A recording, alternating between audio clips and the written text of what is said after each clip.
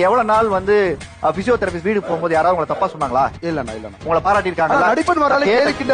இந்த ஒரு கேள்விக்கு தயவுசெய்து நிதானமா நான் கேட்ட கேள்விக்கு ஆம் இல்லைன்னு பதில் சொல்லுங்க ப்ளீஸ். உங்க கார்னர் பண்றதுக்காக இல்ல அந்த ஷோ. கண்டிப்பா நீங்க பிசியோதெரபிஸ்ட் வீடியோ போடும்போது உங்களை யாராவது தப்பா இப்படி கோமாளின்னு உங்களை கூப்பிட்டு சொன்னாங்களா? இல்லண்ணா இல்ல. அதே மாதிரி முதல் முறையாக நீங்க நடிப்பு திறமை நீங்க போடும்போது உங்களுடைய வீடியோ மூலியமா அவங்க என்டர்டைன் ஆகி உங்களை அப்ரிஷியேட் பண்ணாங்களா, டிமோட்டிவேட் பண்ணாங்க? அப்ரிஷியேட் தான் பண்ணாங்க. எதுக்கு அப்புறம் உங்களை ட்ரோல் பண்ண ஆரம்பிச்சாங்க நீங்க கவனிச்சீங்களா? உங்களை நீங்க எம்ஜிஆரோட கம்பேர் பண்றீங்க, உங்களை நீங்க சிவாஜியோட கம்பேர் பண்றீங்க, உங்களை நீங்க கமலோட கம்பேர் பண்றீங்க. நம்ம யாரோட வேணா கம்பேர் பண்ணி அந்த உயரத்துக்கு போகணும் தான் எல்லாரோடைய கனவும் இல்லையா? நானும் அதுக்குதான் வந்திருக்கேன் சினிமாவில. அதற்கு என்ன அவங்க போட்ட உழைப்பு என்ன, நம்ம போட்ட உழைப்பு என்ன, அவங்களோட திறமை என்ன, நம்ம என்ன திறமையை வளர்த்துக்கணுங்கிறத நம்ம முதல்ல பாத்துக்கணும். திறமையே வளர்த்துக்காம திறமை இருக்கிறதா நாம நம்பிக்கிட்டே இருந்தா உங்களை தான் நீங்க ஏமாத்திப்பீங்களே தவிர மக்களை ஏமாத்த முடியாது. ஏன்னா ஹீரோ ஆக முடியாதானா?